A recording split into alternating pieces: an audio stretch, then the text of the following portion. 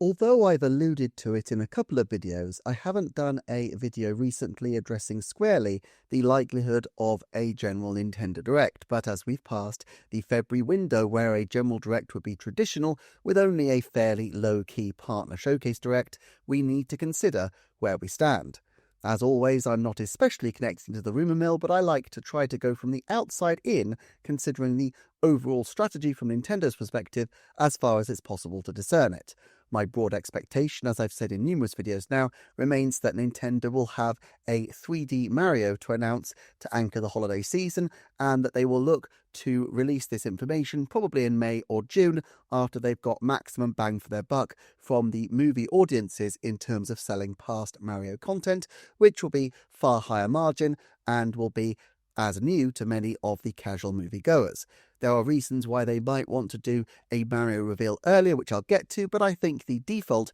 is that Nintendo will hold their nerve, which isn't of course to say that they can't have any other kind of announcement in between. I think it would be a bold move for Nintendo to resist a general Direct before the end of the financial year, at the end of March especially, since this quarter has been a relatively bumpy one due to a combination of the RAM price trajectory, sales outside Japan settling down, and the stock price deflating somewhat. I've covered the stock situation separately, and I don't think it's nearly as big a deal as is sometimes made out, given that post-launch periods for consoles usually have an adjustment downwards, and that Nintendo's own dividend changes last November probably exacerbated the change, if anything, but even so, they will want to avoid the perception of any kind of wobble if they can. The question is, do they need to announce a major game to do this? The Mario movie will doubtless draw a lot of positive attention, and the games they have on the slate, including Tomodachi Life, which is likely to be a pretty big deal in Japan especially, might be enough to carry them forward.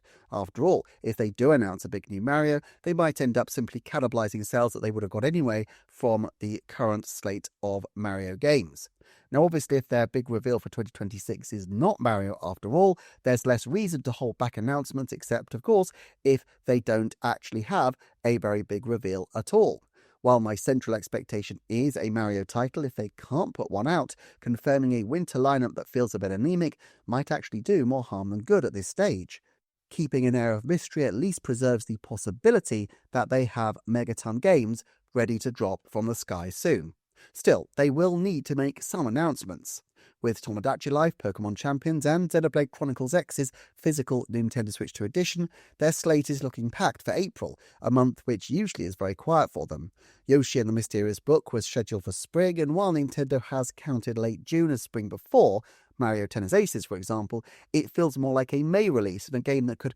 happily be given a date before the movie releases. It's also notable that they've got 2 Switch 1 games in a month after long gaps over the past year, and I wonder if there is a sense that they can maximise sales not just of Switch 2, but of the lower cost original Switch with the casual audience, giving new people a foothold on Nintendo content, allowing them to sell from their vast library and clearing their stock so that in 2027 they can pivot to a Switch 2 Lite model as their lower cost offering and potentially discontinue the legacy Switches. Would dropping Rhythm Heaven at relatively short notice as a Nintendo Today feature perhaps, or a short social media announcement, make sense for May or June, pushing on still further the date at which they would need to actually date major new titles with, presumably, a Nintendo Direct? And of course, if a dedicated Direct is good enough a place to date Tomodachi Life, surely Fire Emblem Fortune's Weave could do the same. Then we need to consider other announcements Nintendo could make.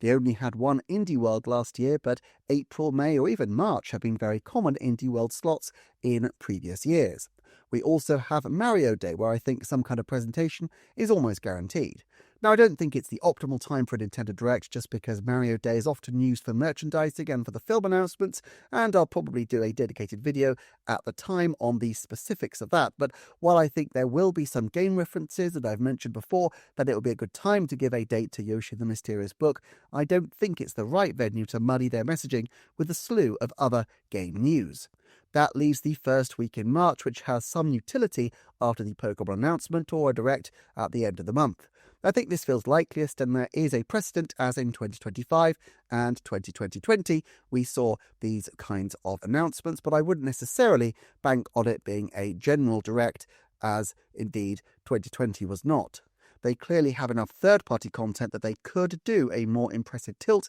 at a third-party showcase, something they did in 2020, where the successive partner directs became more stronger as they went on from June to October of that year. It's a total guess, but if they hold back the bigger announcements in case they want to do a general direct, but the window of time they're contracted to make the announcements for the direct expire at the end of the financial year, then they may end up with a large number of potential trailers that they need to release, and so dropping a partner direct at the end of March might be an effective way to mop them all up. So it's quite possible March and April could see a Mario Day Direct at Indie World, a partner showcase, a Fire Emblem Direct, and Tomodachi's second Direct. Koizumi kind of opened the door to that one as the end of the last one by referring to the Direct as basic information, suggesting, of course, that more detailed information may be forthcoming. This would be painful for general Direct watchers, but it would hardly suggest indolence and stasis to more casual Nintendo observers. It would certainly seem like Nintendo were doing an awful lot in terms of their marketing and release schedule.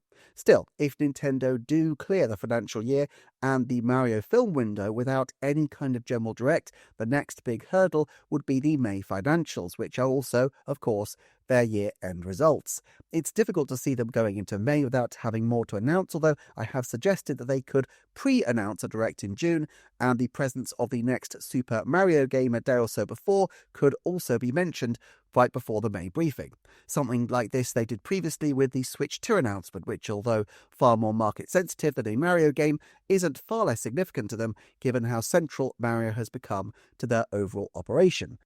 I can imagine this is Furukawa announcement confirming that there will be a direct at the beginning of June and that Super Mario's next game will be featured. This would punctuate any anxiety from investors ahead of time and might be a good management practice. Alternatively, of course, they could just do a direct right beforehand, but that would probably mean the last few days in April or at a real push, the 5th of May, although this would still be while the Mario movie is very new in Japan, where it is out on April the 24th. So the extreme weight version of this might see Yoshi and Rhythm Heaven in May, Fire Emblem Fortune's Weave in June, but a direct in early June or late May which announces some big Zelda anniversary content, likely a major Mario game, probably a lot more for Splatoon Raiders, and a few other bits and pieces for the end of the year. This would certainly be the kind of major event that would spike interest going into the back half of the year, and it's not too unlike some of Nintendo's previous strategies, notably in 2024, where they had one massive blowout direct in the summer. Still, with Pokemon Gen 10 moved out of 2026 and Nintendo front-loading a bunch of content in April, the rest of the year is much more open than it once appeared. Yoshi, Fire Emblem Rhythm Heaven, plus potentially Splatoon Raiders are the only games still penned in for 2026, and at the rate Nintendo are going, it's possible to imagine there being a further 5 or 6 slots to fill. Even if one of these is a Mario game and 2 more are for Zelda anniversary-related content, that still leaves 2 or 3 potential unconfirmed releases and the possibility of trailing something for the next year, perhaps an early peek at the next big Monolith Soft title, which, if we follow their usual 5-year pattern, would be due sometime in 2027. I think they could scrub up a direct for March in this case. I just wonder whether it's their best bet at this point in time, or whether their safest option is just to remain quiet until such a time as they can go all out. At this point, I think there's a 90% chance that they will be a general direct by the end of June, so the question is just how likely an earlier direct actually is. At this point, I'd say there's a 50% chance that the next direct is in the spring quarter, April to June, which still leaves a very good shot that it is still in this March. I would say there's a 70% chance that there will be at least one other significant presentation, Indie World, Partner Showcase, Tomodachi Direct, or what have you, besides the Mario Day 1, which I will talk about in a separate video. Do check out the Patreon or the video on screen for more. Thanks so much for watching as ever, and I will see you next time for another Nintendo Forecast.